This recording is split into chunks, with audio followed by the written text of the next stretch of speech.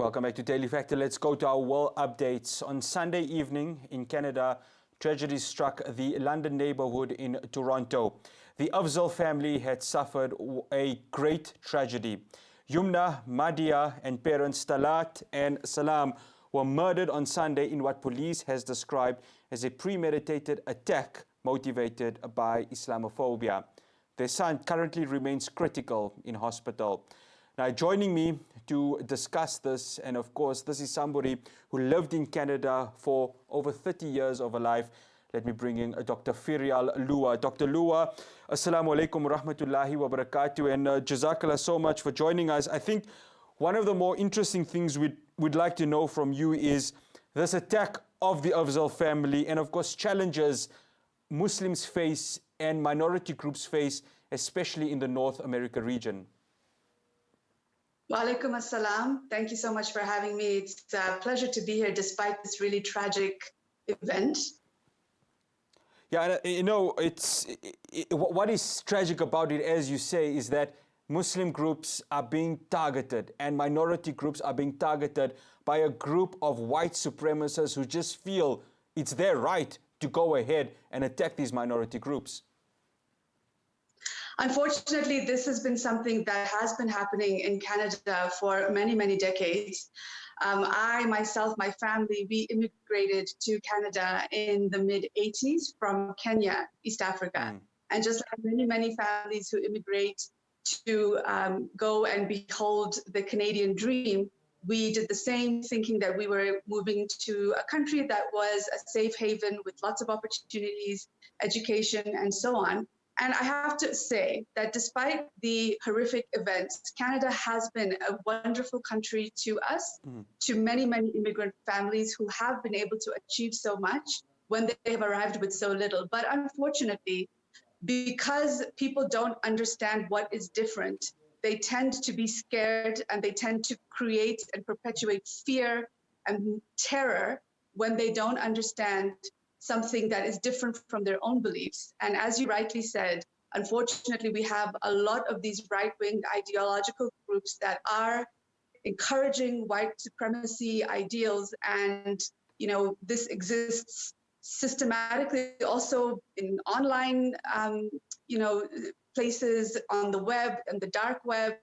The question that has kept arising for many people that I've been speaking to, including my own community in Canada and my family, is where did this 20-year-old youth learn to hate people who are Muslim?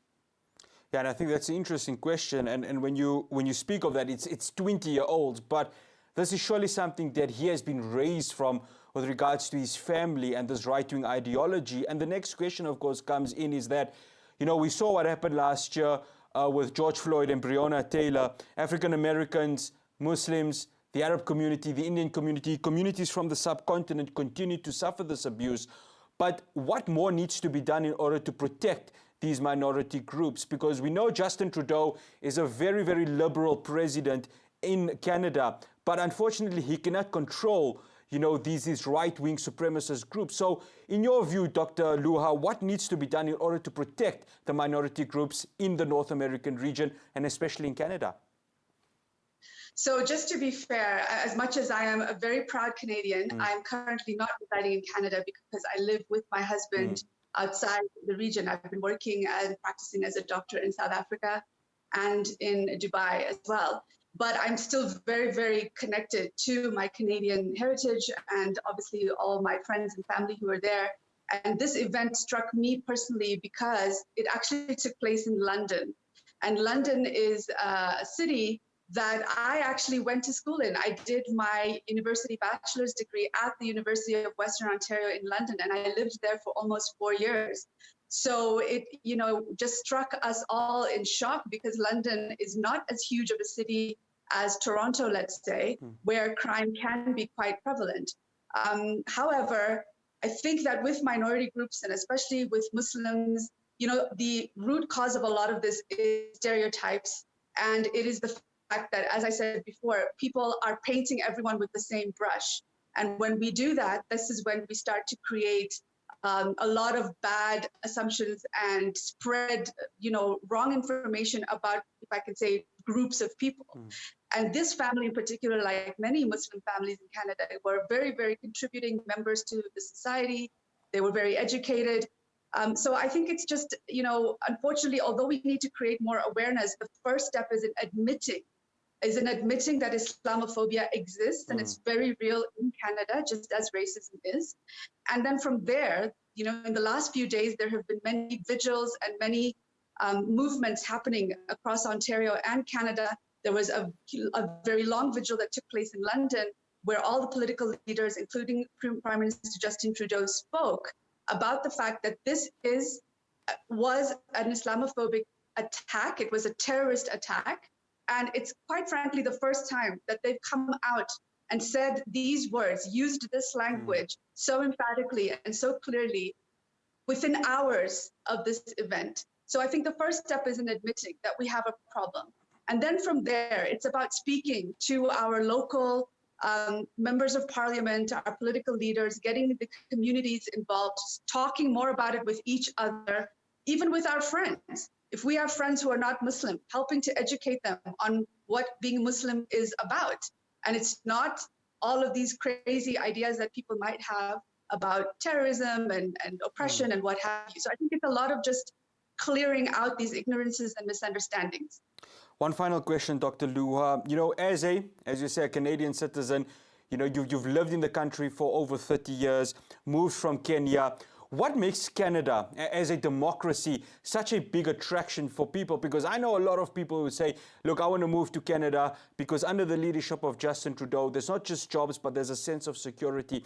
So what makes Canada that nation that attracts people to come there and actually settle there and make a living and contribute to the society of that nation? Well, firstly, Canada is very well known as being a peace-loving country. It's a very tolerant country, or at least that's what we, all of us immigrant families, have come to believe when we've chosen Canada as our forever home. And like I said earlier, for the most part, it's been a really good country that's offered us many opportunities. Most families move because they want good education, they want healthcare, they want to be able to live in a society where they're contributing, where they can have opportunities to have meaningful jobs and careers for generations to come. And so this is what makes it very, very attractive. The winter probably not so attractive, but despite that, Canadians are known for being very warm, for being very compassionate, for being generally very, very tolerant. So these groups that are perpetuating this kind of terror, this is not a Canadian value at all. Dr. FARYAL LUHAR, naturopathic doctor, Canadian citizen based in and around Saudi Arabia, Dubai. She's a globetrotter. We say Jazakallah to you for making the time. Shukran. And of course, we'll definitely, this is a story that is not going to disappear right here on ITV Networks. We will be keeping an eye on it. And of course, our condolences go out to the Afzal family, and of course our duas go out to the rest of the Muslim community in Canada, that they may be protected from this band of right-wing supremacists who just want to destroy a way of living. Thank you so much, FARYAL. Jazakumullah khairan. Yeah, well, there we go. Dr. FARYAL LUHAR just giving us an idea as a Canadian citizen of the experiences that a lot of minority groups suffer in North America. Unfortunately, can't get rid of these right-wing racist groups, but they can still continue to do their living and contribute to society. Well, let's go to our community news.